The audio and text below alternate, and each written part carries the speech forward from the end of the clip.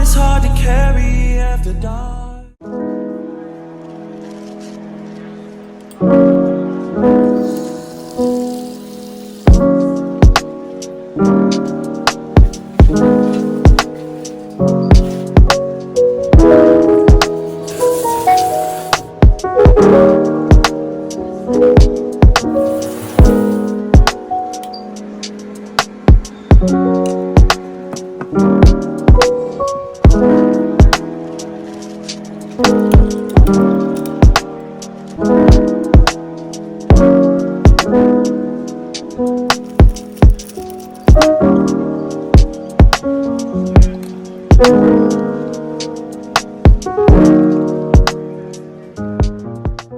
Idle sculptures fade away like water paint on a lean canvas.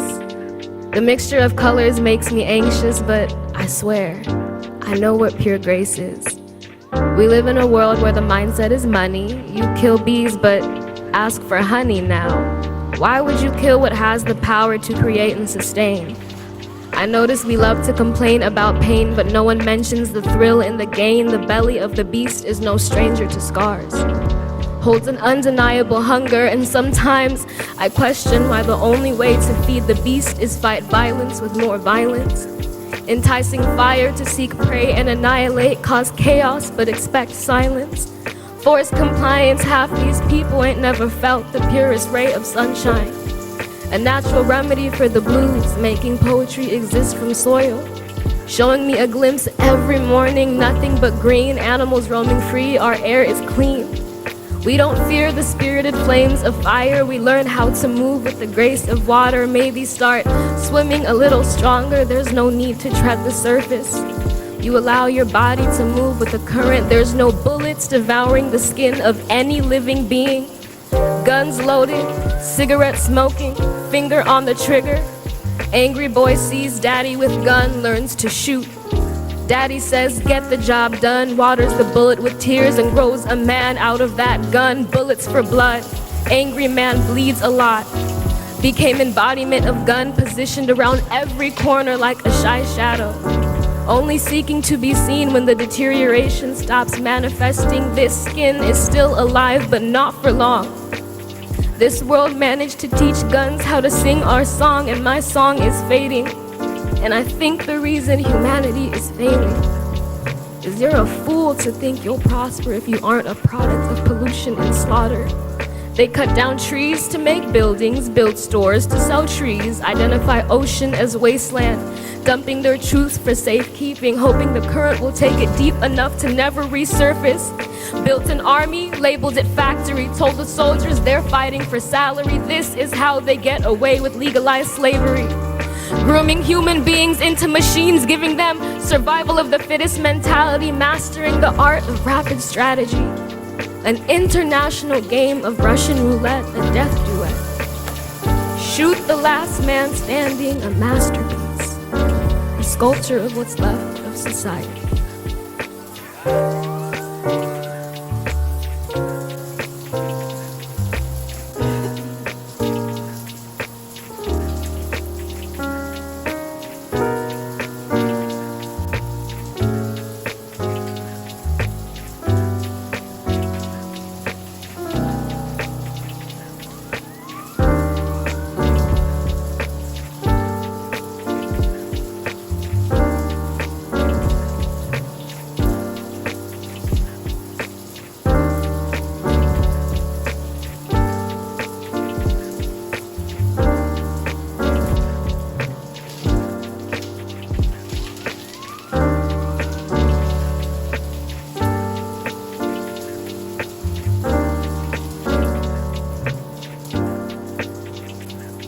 When I tell my mother that I'm falling in love with a girl, the first thing that she does is grab my hand, smile, and say, I knew it.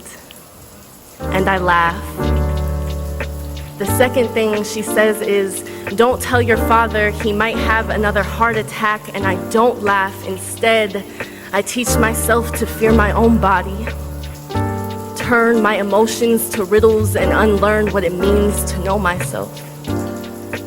Listen to When It Hurts So Bad and know that Lauren is talking about a sweet boy, maybe even an evil one, but I call it Love Suffocated. Ask the song, is it worth it? Call it what it means to love a brown girl when jaws stiffen at us when it hurts so bad. Why does it feel so damn good? My mind becomes a palace decorated in the only sweetness I will ever know. An escape for a body whose only purpose is to keep Papa's blood pressure low by sitting silent and straight. Sometimes, when the truth tries to crawl from out of my stomach and through my lips, I catch it between my fingertips. Clasp my palms together and turn an aching grasp towards the sky. A plea to a God that I do not know. Ask not to let my queer kill my father. Scratch that, not to let it kill me. Don't let my love-making make way for battleground. My chest is called war, and all I know of love now is to fight and to flee. Suddenly, my bed is just turned into something that I can fall deeper into instead of arms. A replacement for all that my heart beckons for, more than just a body, but a place, a soul made of fire and the will to save me. The first time I tell my father that I'm falling in love with a sweet, sweet girl. I have both of my hands on his chest, prepared to save him. When he tells me that the only thing that reeks of death in this place is the truth that is caught in my throat. To tell it, to love it, or I will forever be suffocated.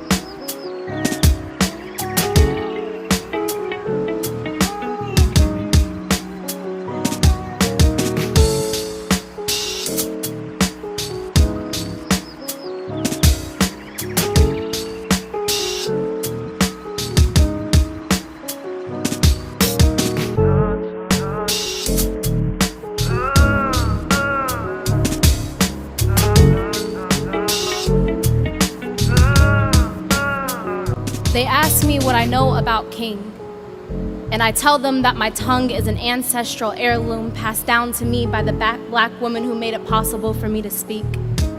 My voice an echo of all the black women's names who are found in chalk dust, whose voices I refuse to let wither. They ask me what I know about King, and I say, what don't I know?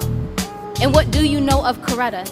Hear how you only mention her name as an afterthought, or a victim, or just Martin's wife, never a warrior, a mother, a woman worth worship. Do you hear how we are still talking about the men? The same men who you say saved us all, the ones whose names we know better than our own, how we still glorify their work as if they were the only ones to ever build something. Call them gods or kings, but never mention how they were crowned by queens. You see, us women are still silenced, nameless, without plaques or praise, without holidays or statues. You hear how no one asked us how we are doing today, or if we need anything, or if we've eaten. Even no one has prayed for us today, and God only comes around to talk about their sons. But today, I take this space, this stage, this time to tell and celebrate the Black woman. Ask, what do you know of our Ella Bakers and Daisy Bates, our Miss Majors, our Marsha P. Johnsons, and what about our women of today? Tiffany Dina Lofton, Ariel Marie, Patrice Cullors, Janet Mock, Raquel Willis, and our grandmothers, our mothers and aunties who carry legacy without question or choice, how we be the front line and the back end. We be riding shotgun with shotguns. Hell, whether the riots or the march, our body's always the protest. And we are the shea butter and the jojoba oil to your movement, so that means you ashy without us. We organize the rebellion and the cookout, feed everyone while simultaneously fighting for their freedoms. Our love be Kool-Aid smile and whiskey burn. Black women be salvation and safe houses. We know how to stretch $1 into a meal, make our no into a revolution, be answering prayers when God is too busy or too hopeless. We do everyone's job better than they do and still have time for a twist out. We carry the movements on our chest, our people on our backs, love in our fists and fingertips, and yet you still let the misogynoir froth at the corners of your mouth while you try to withhold our names from your history books. But I told you this is about the Black women. I told you this is about the Black women whose lights were dimmed to let Martin Luther King shine brighter than they were. The Black woman whose work often goes unnoticed, so this is a celebration for the Black woman. And this time, our stories and our voices will be the only ones worth asking about.